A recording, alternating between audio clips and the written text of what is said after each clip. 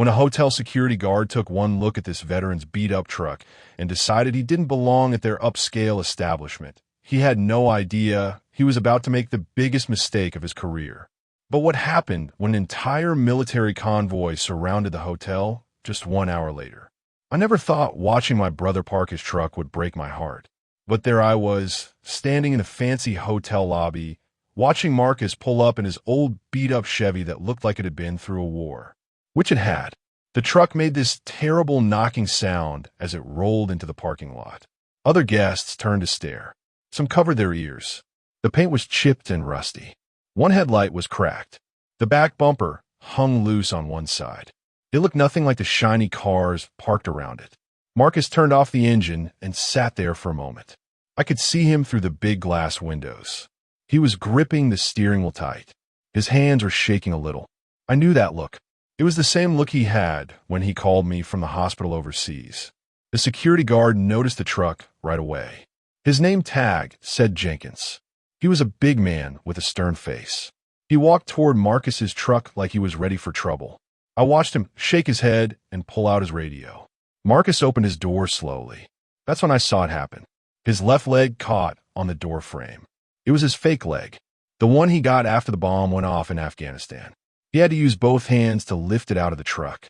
Jenkins saw this too, but instead of helping, his face got harder. He crossed his arms and waited. My brother finally stood up. He was wearing his old army jacket, the one with the patches and medals. It was clean but worn. You could tell it had been his favorite for years. He smoothed down his hair and took a deep breath. That's when Jenkins walked up to him.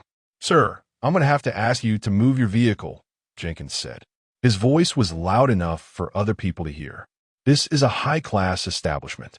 We have standards to keep." Marcus looked confused. "I'm sorry, what's wrong?" "Your truck." Jenkins pointed at it like it was garbage. "It doesn't belong here. Our guests expect a certain level of quality." I felt my face get hot with anger. I started walking toward the door, but I stopped when I heard Marcus speak. "I have a reservation," Marcus said quietly. He pulled out his phone with those same shaking hands. The screen was cracked, but it worked. "Room 237. I booked it 3 weeks ago." Jenkins barely looked at the phone. "I don't care what you booked. That vehicle is an eyesore. It's bringing down the whole property." Other guests were starting to stare now. A woman in a fur coat whispered something to her husband. A man in an expensive suit shook his head. I saw a kid point at Marcus's leg and ask his mom something. Marcus's face changed. The hope in his eyes started to fade. "Sir, I just drove 8 hours to get here. I'm only staying one night. Then you can find somewhere else to stay," Jenkins said. "There's a motel down the highway. That's more your speed." That's when I saw something in Marcus that scared me. His shoulders dropped. His head hung low. This was my brother who had saved lives overseas, who had medals for being brave, who had fought for our country. And now he looked defeated by a man in a security uniform. "Is there a problem here?" I heard someone ask. It was Mrs. Peterson, the hotel manager. She had come outside to see what was happening. "No problem," Jenkins said quickly. "Just explaining our parking policies to this gentleman." Mrs. Peterson looked at Marcus's truck. Then she looked at Marcus. I could see her making the same judgment as Jenkins. Her face said it all. "I see," she said slowly. "Well, we do try to maintain a certain image for our guests." Marcus nodded like he understood, but I could see the hurt in his eyes. The same hurt I saw when he told me about his friends who didn't make it home. "I'll move along," Marcus said softly. He started walking back to his truck. That's when I couldn't take it anymore. I burst through the hotel doors. "Marcus!" I called out. He turned around, surprised to see me. "Sarah, what are you doing here?" "I work here," I said, loud enough for Jenkins and Mrs. Peterson to hear. "This is my brother." Jenkins looked embarrassed for a second, but then his face got hard again. "I don't care who he is. The rules are the rules." Marcus looked at me with sad eyes. "It's okay, sis. I should have known better." "Known better about what?" I asked, my voice getting louder. "About thinking I belonged in a place like this," he said. Those words hit me like a punch. My brother had risked his life for people like Jenkins. He had lost his leg fighting for freedom, and now he thought he wasn't good enough for a hotel room. Marcus started walking toward his truck again. I saw him pull out his phone. He was making a call. I couldn't hear what he was saying, but his voice sounded different, stronger, like the soldier he used to be. Jenkins was already walking away, thinking his job was done. Mrs. Peterson was heading back inside. They thought it was over, but I knew my brother, and I knew that phone call meant something big was about to happen. The phone call lasted exactly 3 minutes. I watched Marcus stand straighter as he talked. His voice got deeper, stronger, like when he used to tell me stories about leading his unit overseas. "Copy that, Colonel," I heard him say. 15 minutes out. "Colonel?" My heart started beating faster. Marcus hung up and looked at me. There was something different in his eyes now. Not sadness, not defeat, something else. "Sarah, I tried to do this the easy way," he said quietly. "I just wanted one quiet night before." "Before what?" I asked. He looked down at his hands, then back up at me. "Before I tell Mom about the doctors." My stomach dropped. "What doctors?" "The ones at the VA hospital," Marcus said. His voice was steady, but I could hear the fear underneath. "They found something in my lungs. From all the smoke and fires overseas. I felt like I couldn't breathe." "Marcus, what are you saying?" "I'm saying I might not have much time left, sis." The words hit me harder than anything ever had. My big brother, the one who taught me to ride a bike, who scared away bullies at school, who promised he'd always come home safe. He might be dying. Jenkins had stopped walking. He was close enough to hear us talking. I saw him turn around slowly. "How much time?" I whispered. "Maybe 6 months. Maybe less." Marcus's voice cracked a little. "That's why I wanted to stay here tonight. This is where Dad stayed before he went to Vietnam. Same room number and everything." I remember the story. Dad had told us about staying in room 237 the night before he shipped out. How scared he was. How he prayed he'd see us again. "Room 237, I said. "Yeah, I thought maybe it would help me feel closer to him. Give me some courage for what's coming." Jenkins was staring at us now. Really staring. I saw him look at Marcus's army jacket again. This time he noticed the medals. The patches. The purple heart pin that meant my brother had been wounded in battle. "Sir," Jenkins called out. His voice was different now. Softer. Marcus turned around. "Yes." I didn't realize. Didn't realize what? Marcus asked. Jenkins walked closer. "You're military." "I was," Marcus said. 3 tours in Afghanistan. That's where you got hurt." Jenkins pointed at Marcus's leg.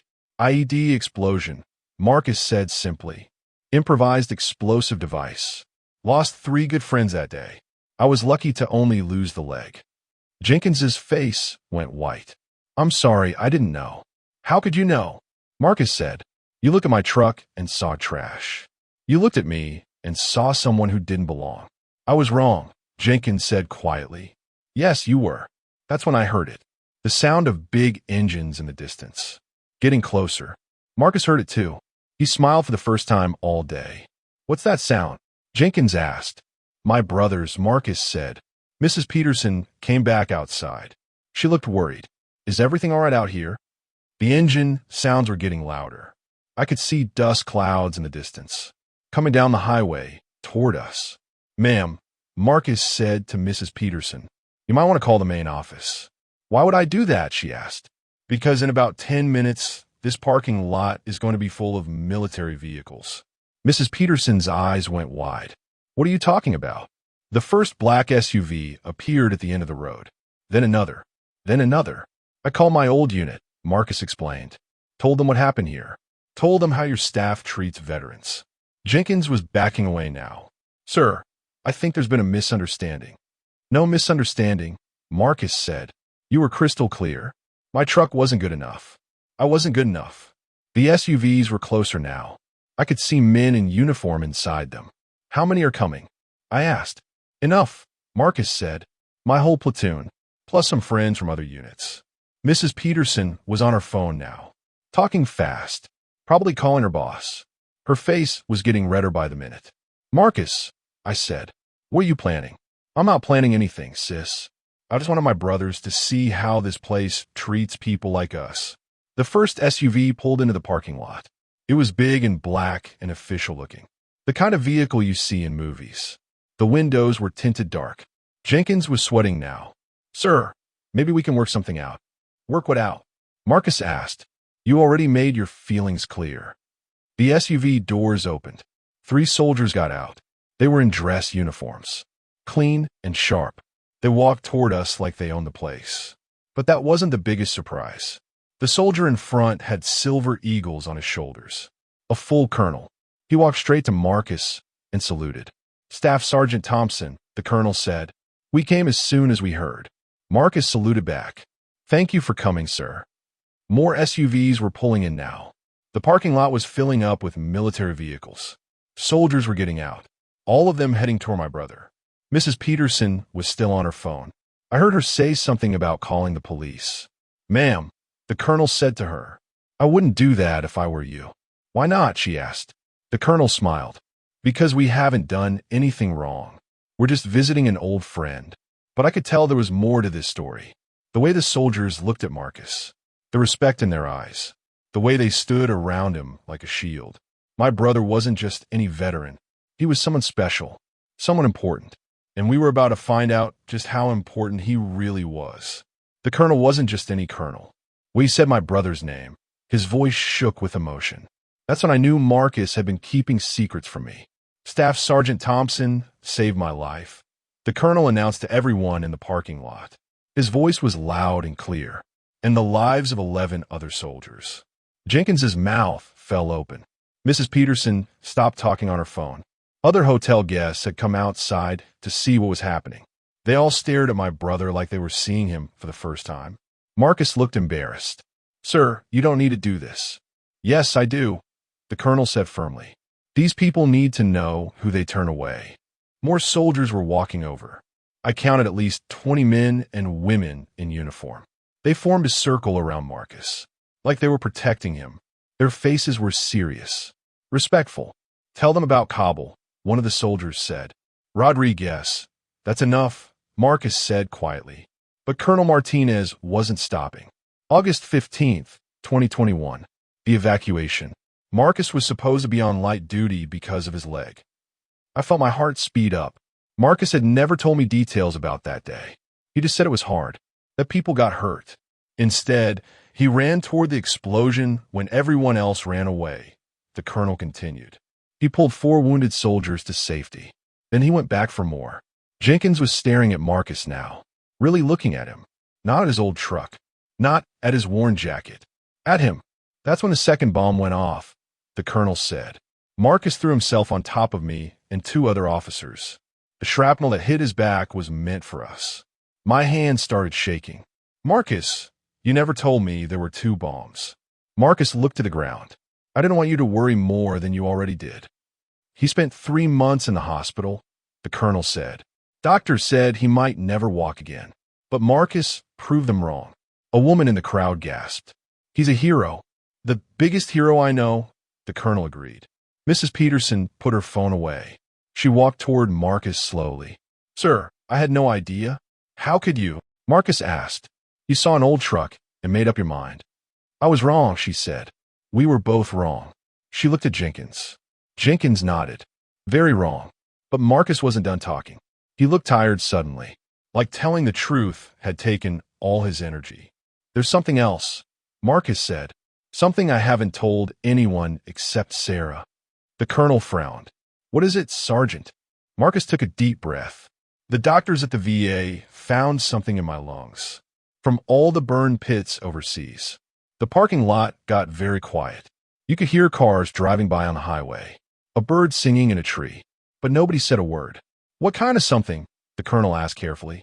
"Cancer," Marcus said simply. "Stage 4. From breathing all that toxic smoke for 3 years." I saw several soldiers close their eyes. Some looked away. One of them, a young woman, started crying quietly. "How long?" the colonel asked. 6 months. Maybe less. The silence was heavy, like a blanket covering everyone. Mrs. Peterson had tears in her eyes. Even Jenkins looked sad. "That's why I came here tonight," Marcus continued. "This is where our dad stayed before he went to Vietnam. I wanted to feel close to him, to get some courage for what's coming next." "Room 237, I added quietly. "Your father was military too?" the colonel asked. "Army. 2 tours in Vietnam. He made it home, but the war never left him." The colonel nodded. He understood. All the soldiers understood. Sergeant, the colonel said formally, it will be my honor to make sure you get that room tonight. Mrs. Peterson stepped forward quickly. Of course. Room 237 is yours. No charge. I can pay, Marcus said. Not tonight you can't, she replied. Tonight, it's our gift to you. Jenkins cleared his throat. Sir, I owe you an apology. A big one. Marcus looked at him. You didn't know. I should have treated you with respect, no matter what I knew, Jenkins said. That's on me. The colonel was talking quietly with some of the other soldiers. I could see them making plans. Important plans. Marcus, the colonel said, we need to talk. Privately. My brother nodded. They walked a few steps away from the crowd. I couldn't hear what they were saying, but I could see the colonel's face getting more serious. Other soldiers were talking too, in small groups, whispering, like they were planning something big. Mrs. Peterson came over to me. Your brother is remarkable. Yes, he is, I said. I'm going to make some calls, she said. There are people who need to know about this. About what happened here today. What kind of people? I asked. But before she could answer, the colonel came back. His face was different now. Determined. Sergeant Thompson, he said loudly. There's someone coming to see you. Someone very important. Marcus looked confused. Who? Someone whose life you saved. Someone who's been looking for a way to thank you properly. The other soldiers were smiling now, like they knew a secret. Colonel, what's going on? Marcus asked. You'll see, the colonel said. In about 30 minutes, you'll see. In the distance, I heard new engines. Bigger ones. Coming closer. And I had a feeling our story was about to get much more interesting. The sound of helicopters filled the air. Not just one helicopter. Several. Flying low and fast toward our hotel. Marcus looked up at the sky with wide eyes. Colonel, what did you do? I made a phone call, the colonel said with a smile. To someone who's been waiting 3 years to meet you face to face. The helicopters were getting closer. Hotel guests were pointing and taking pictures with their phones. Cars on the highway were pulling over to watch. Ooh, Marcus asked, but his voice was drowned out by the noise of the helicopters landing in the field behind the hotel. Mrs. Peterson was running around, trying to keep other guests calm. Everyone please stay back, she called out. This is official military business. Jenkins stood next to Marcus like a bodyguard now. Amazing how fast people change when they learn the truth. The helicopter engines shut off one by one. Big doors opened. More soldiers got out. But these soldiers were different. Their uniforms had more medals, more stripes.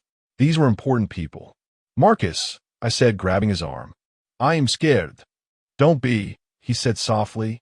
Whatever happens, we're together. A group of officers walked toward us from the helicopters. In the middle was a woman with stars on her shoulders. A general, a real general. The colonel saluted as she approached. All the other soldiers saluted too. Marcus tried to salute, but the general stopped him. Staff Sergeant Thompson, she said, please don't salute me. I should be saluting you. Marcus looked confused. Ma'am, I don't understand. The general was a small woman with gray hair and kind eyes. But when she spoke, everyone listened. My name is General Patricia Hayes, she said. Do you remember August 15th, 2021? Yes, ma'am. That's a day I'll never forget. Neither will I, the general said, because that's the day you saved my life. Marcus's face went white. You were there. I was one of the officers you threw yourself on top of when the second bomb exploded, she explained.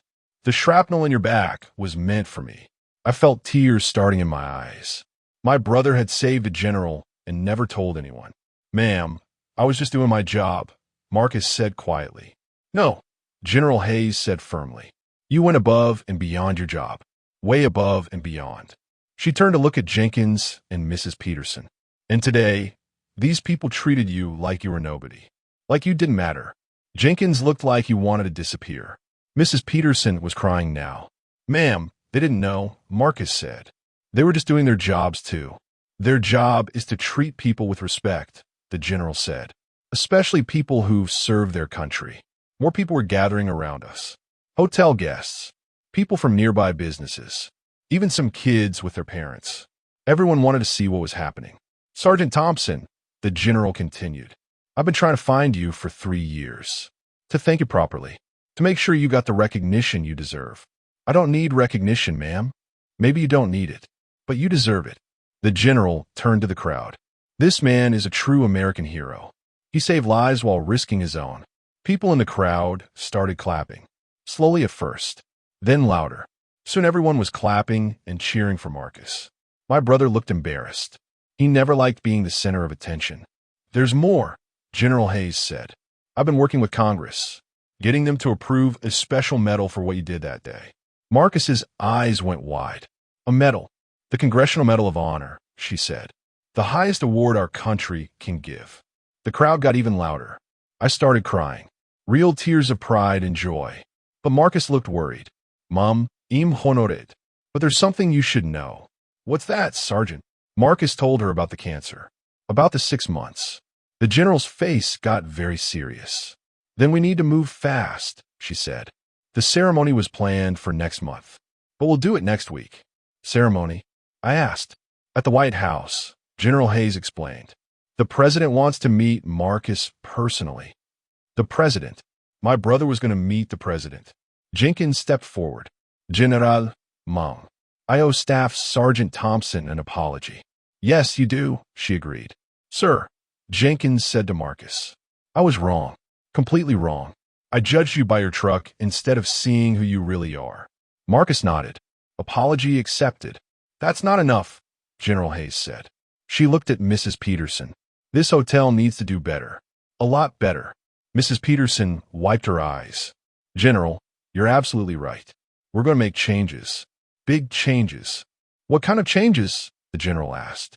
First, we're going to train all our staff about recognizing and respecting veterans, Mrs. Peterson said. Second, we're going to offer free rooms to any veteran who needs them. And third, the general asked. Mrs. Peterson looked at Marcus. We're going to put a plaque in room 237 in honor of Staff Sergeant Marcus Thompson and his father, so people remember what real heroes look like. The crowd cheered again. Marcus was crying now, too. Happy tears. But General Hayes wasn't done yet. There's one more thing, she said. Something that's going to surprise everyone. She pulled out a folder from her jacket. Official-looking papers. What's that? Marcus asked. Your new orders, she said with a smile. Orders? But I'm retired. Not anymore, General Hayes said. You've just been promoted to Sergeant First Class. And you have a new job. Marcus looked shocked. What job? You're going to help us train young soldiers. Teach them what real courage looks like. The papers in her hands looked very important, very official, and I had a feeling they were about to change my brother's life in ways we never expected. The papers in General Hayes's hands were shaking, not from nervousness, from anger. Pure, hot anger that made everyone step back. These orders aren't just about a new job, she said, her voice getting louder. They're about justice, about making things right. Marcus reached for the papers, but the general pulled them back. Not yet, Sergeant. First, everyone here needs to understand something. She turned to face the crowd of hotel guests and staff. Her eyes were like fire. This hotel chain has a contract with the Department of Defense, she announced. A big contract, worth millions of dollars every year. Mrs. Peterson's face went white as snow. General, please. They house our traveling military families, our visiting officers, our veterans attending medical appointments. General Hayes's voice carried across the parking lot like thunder. And today, they discriminated against one of our finest heroes. The crowd got very quiet. You could hear people breathing. Cars driving by seemed louder. Even the birds stopped singing. What does that mean? Someone in the crowd asked. General Hayes smiled, but it wasn't a happy smile. It means this hotel chain just lost their contract. All of it. Every single dollar. Mrs. Peterson fell into a chair someone brought from the lobby. She looked sick. How much money is that? A reporter asked. I hadn't noticed the news people showing up, but now there were cameras everywhere. $12 million a year, the general said clearly. Gone. Jenkins was sweating so much his shirt was wet. General, this is all my fault. Don't punish the whole hotel for what I did. You're right. It is your fault, she agreed. But Mrs. Peterson backed you up. The company policy allowed this to happen. Marcus stepped forward. Ma'am, with respect, maybe we could work something out. Work what out, Sergeant? A way to fix this without destroying people's jobs, Marcus said. These folks made a mistake, but they're learning from it. General Hayes studied my brother's face. You want to help them? After what they did to you? Yes, ma'am. That's what soldiers do. We help people, even when they don't deserve it. The general was quiet for a long moment, thinking. Everyone waited. There might be a way, she said finally, but it would require big changes. Real changes. What kind of changes? Mrs. Peterson asked hopefully. First, every single employee gets training about veterans. Proper training from military instructors. Yes, absolutely, Mrs. Peterson agreed quickly. Second, this hotel becomes a model for how to treat military families. With respect and honor. We can do that. Third, General Hayes said, her voice getting serious again. Jenkins here is going to personally apologize to every veteran who stays at this hotel for the next year. Jenkins nodded fast. Yes, ma'am. I'll do whatever it takes. But the general wasn't finished. She looked at Marcus again. And fourth, Staff Sergeant Thompson here is going to oversee the whole program. Make sure it's done right. Marcus looked surprised.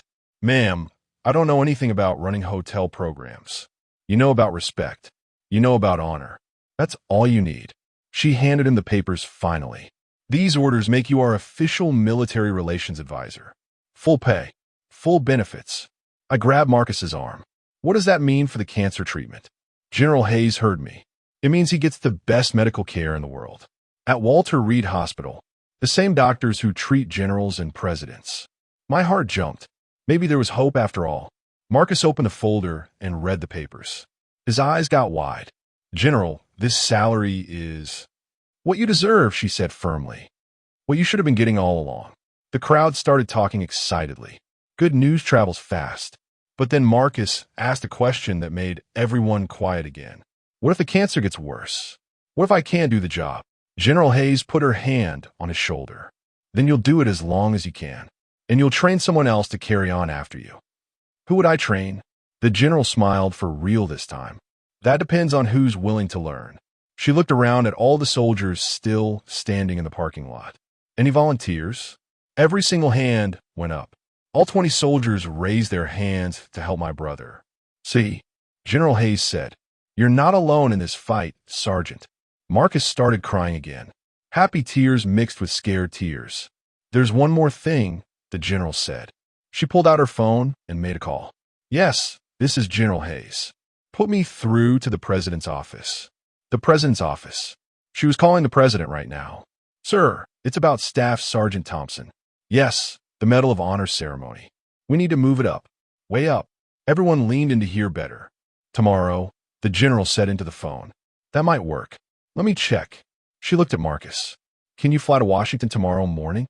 Marcus looked at me, then at all the soldiers, then at the crowd of people who had judged him an hour ago and were now cheering for him. Yes, ma'am, he said. I can be ready. Perfect, she said into the phone. We'll be there at 0800 hours. She hung up and smiled at everyone. Ladies and gentlemen, tomorrow morning, Staff Sergeant Marcus Thompson will receive the Congressional Medal of Honor from the President of the United States. The crowd exploded in cheers, but I noticed something in the general's eyes. Something worried, and I had a feeling she wasn't telling us everything about tomorrow. The general's phone rang at exactly midnight. I know because I was lying awake in room 237 with Marcus, both of us too excited to sleep. Hayes here, she answered quietly, but I could hear her voice through the thin hotel walls. Marcus sat up in bed. Something's wrong. How do you know? I whispered. Military calls at midnight are never good news. We could hear her talking, but couldn't make out the words. Her voice sounded serious, worried. Then we heard footsteps in the hallway. Fast footsteps, like someone running. Marcus got out of bed and put on his prosthetic leg. Get dressed, Sarah. Why? Because whatever that phone call was about, it's going to change our plans. A knock came at our door. 3 sharp knocks, military style. Marcus opened it. General Hayes stood there in full uniform, even though it was the middle of the night. Sergeant, we have a problem. What kind of problem, ma'am? She came into our room and closed the door behind her. The kind that could cancel tomorrow's ceremony. My heart sank. What happened? Someone leaked the story to the press. Not just any press. International press. Marcus frowned. Is that bad? It is when they got the story wrong, General Hayes said. They're reporting that you're dying, that the president is giving you the medal as a farewell gift. But that's not. I know it's not the whole truth, she said. But now every news station in the world wants to interview you. They're calling you the dying hero. Through our window, I could see news vans pulling into the parking lot. Lots of them. How many reporters are out there? Marcus asked. 50 so far. More coming every hour. Marcus sat down on the bed. Maybe we should cancel the ceremony. Absolutely not, General Hayes said firmly. You earned that medal. You're getting that medal. But all this attention is exactly what we need, she said with a strange smile. What do you mean? I asked. General Hayes pulled out her phone and showed us a news article. The headline read, Dying Veteran Denied Hotel Room Before Medal of Honor Ceremony. This story is everywhere, she explained. And people are angry, really angry. Marcus read the article. His face got red. This makes it sound like I'm some kind of victim. Aren't you? The general asked. No, I'm a soldier who did his job. And now the whole world knows it. She scrolled through more articles. Look at these headlines. I read them out loud. Hero veteran fights cancer and discrimination. Hotel denies room to Medal of Honor winner. America's bravest soldier treated like trash. This is too much, Marcus said. I never wanted this kind of attention. Maybe not, General Hayes said. But now you have it, and we're going to use it for good. Ow! She sat down across from us. Marcus, there are thousands of veterans who get treated badly every day, just like you did. But they don't have a general and a colonel to stand up for them. So now you're their voice. Their champion. A louder knock came at the door. Then another. Reporters were trying to get to us. We need to get you out of here, General Hayes said. Somewhere safe where you can prepare for tomorrow. Where? Walter Reed Hospital. The doctors want to run some tests anyway. Make sure you're strong enough for the ceremony. Marcus looked worried. What if I'm not strong enough? Then we'll make you strong enough, she said. Whatever it takes. We packed quickly. The general had soldiers create a path through the crowd of reporters. Camera flashes went off like lightning. People shouted questions. Staff Sergeant Thompson, how does it feel to be a hero? Are you really dying? What do you want to say to the hotel? Marcus didn't answer any of them. He just walked to the military SUV with his head up and his shoulders back, like the soldier he was. But as we drove away, I saw him looking back at the hotel, at Jenkins, who was standing in the doorway watching us leave, at Mrs. Peterson, who was crying on the phone with someone. Do you regret any of this? I asked him. Marcus thought for a minute. I regret that it took almost dying to get people to listen. Listen to what? To the truth about how we treat our veterans. How we treat people who are different. People who don't look like they belong. General Hayes was listening from the front seat. That's exactly why tomorrow is so important, Sergeant. What happens tomorrow? Besides the medal ceremony, she turned around to look at us. Tomorrow, you become more than just a Medal of Honor winner. You become a symbol. A symbol of what? Hope, courage, the idea that everyone deserves respect, no matter what they look like or what they drive. The SUV was quiet for a while. We passed more news vans heading toward the hotel. General, Marcus said finally, there's something I need to tell you. What's that? The doctors didn't just find cancer in my lungs. My heart stopped. Marcus, what are you talking about? He looked at me with sad eyes. It spread, Sarah, to other places. General Hayes pulled out her phone again. How long do the doctors think you have? Marcus was quiet for a long moment. Maybe 3 months. Maybe less. The number hit me like a truck. 3 months. Not 6. 3. But General Hayes surprised me with her response. Then we're going to make those 3 months count, she said firmly. Starting tomorrow. Ow! She smiled, but her eyes were serious. You'll see, Sergeant. You'll see. And something in her voice told me that tomorrow was going to be bigger than any of us imagined. The president was crying. The president of the United States had tears running down his face as he placed the Medal of Honor around Marcus's neck. But that wasn't the shocking part. The shocking part was what happened 30 seconds before the ceremony started. Marcus had collapsed in the White House hallway. Sir, we need to get you to a chair, the Secret Service agent said, helping Marcus stand up. "I'm fine," Marcus whispered, but I could see he wasn't fine. His face was gray. His hand was shaking worse than ever. General Hayes was on her radio. "We need medical standby. Now." "Ma'am, I can do this," Marcus said. "I have to do this." The ceremony was being broadcast live on every news channel in America. Millions of people were watching, including Mom, who was flying in from Ohio but got stuck in a storm. "Marcus," I said quietly, "maybe we should postpone this." "No." His voice was stronger suddenly. 3 months, remember? I'm not wasting a single day. The doors to the ceremony room opened. I could see reporters with cameras, military officers in dress uniforms, important people from Congress, all waiting for my brother. "You ready for this, Sergeant?" General Hayes asked. Marcus straightened his tie and stood as tall as he could. "Yes, ma'am." We walked into the room together. The crowd stood up and started clapping. But it wasn't regular clapping. It was the kind of clapping that goes on, the kind that makes your throat tight with emotion. Marcus walked slowly to the front of the room. Each step looked hard for him, but he didn't stop, didn't ask for help. The president waited at a podium with the medal in a special blue box. "Ladies and gentlemen," the president said when the clapping finally stopped, "today we honor a man who represents the very best of America."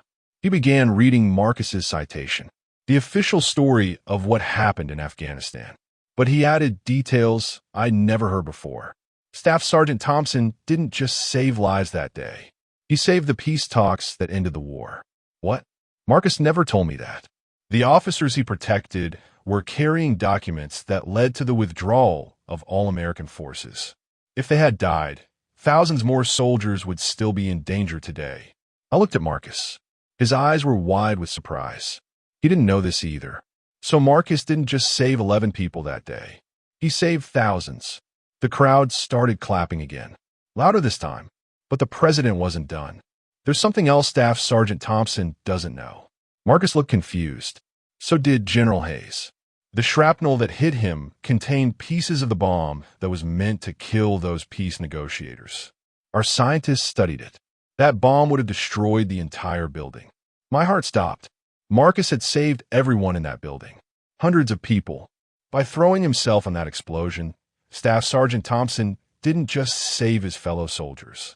He saved the mission that brought our troops home. The president opened the blue box. The Medal of Honor sparkled under the lights. "Marcus Thompson, by order of Congress and by the authority of the President of the United States, you are awarded the Medal of Honor for conspicuous gallantry above and beyond the call of duty." He placed the medal around Marcus's neck. The crowd erupted in applause. But then Marcus did something nobody expected. He asked for the microphone. "Thank you, Mr. President," Marcus said. His voice was weak, but everyone could hear him. "But I can't accept this medal alone." What was he doing? "This medal belongs to every soldier who didn't make it home, every veteran who struggles with what they saw overseas, every family member who waited and worried." He paused to catch his breath. "And it belongs to everyone who learned something from what happened at that hotel 2 days ago." The cameras focused on him. The room was completely quiet. "Jenkins, the security guard who turned me away, called me this morning. He's starting a program to help homeless veterans find places to stay." I saw people in the audience wiping their eyes. Mrs. Peterson, the hotel manager, is turning her hotel into a training center for how businesses should treat military families. Marcus was getting stronger as he talked, like the words were giving him energy. "And General Hayes has created a new position in the Army. Someone whose job is to make sure no veteran gets treated the way I was treated." He looked directly at the cameras. "So this medal isn't just about what I did in Afghanistan. It's about what all of us can do right here at home." The president was nodding, smiling. "We can choose to see people for who they really are, not what they look like on the outside. We can choose respect over judgment, hope over fear." Marcus started coughing, hard coughing that made him bend over. Medical people rushed toward him, but he waved them away. "I may only have 3 months left," he said when he could speak again. "But I'm going to spend every single day making sure other veterans know they matter." The crowd stood up. Everyone was clapping and crying at the same time. But Marcus held up his hand. He wasn't finished. "There's one more person I need to thank," he said. He looked right at me. My sister Sarah, who never gave up on me, who believed I was worth fighting for even when I didn't believe it myself. Now I was crying too hard to see straight. Sarah, will you help me with something?